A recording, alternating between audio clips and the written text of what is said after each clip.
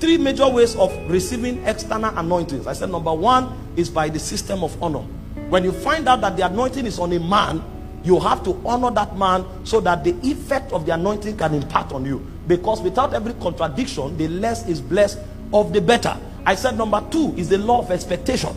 Because what you don't expect, you cannot draw from. You cannot attract. Daddy was sharing yesterday when we went to the office. He said the woman with the issue of blood said to herself, if I can but touch the hem of his garment. Now people were thronging Jesus. Why didn't they receive? There was an overflow of the anointing. But this woman had expectation, because her expectation was what gave direction to the anointing. So it's not about hugging Jesus, it's about touching Jesus to receive. So the woman said, if I only touch, I don't need to throng him. If I touch the hem of his garment, because the Bible has already written it, that the oil that flows from the head of Aaron passes to his beard and it reaches even the hem. It reaches there. So if I touch the hem of the garment, something can come to me. So she had expectation, and the weight of her expectation mobilized the anointing. Jesus turned and said, who touched me? The disciples were shocked. Men are thronging you. What do you mean, who touched me? He said, no, virtue left me.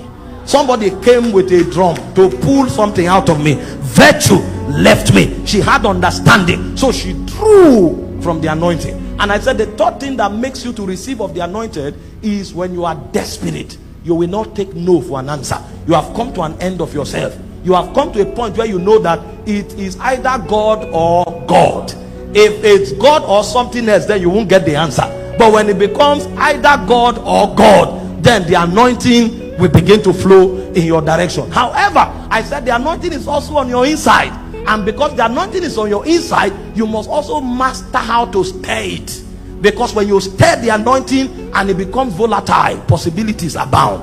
And so for we who are in the New Testament context, we cannot allow that anointing to be cold. The Bible said in Ephesians 3:20, say God is able to do exceeding abundantly above what you ask or do, according to the power that is at work on your inside. That means if that power is not at work, God will not be able to do.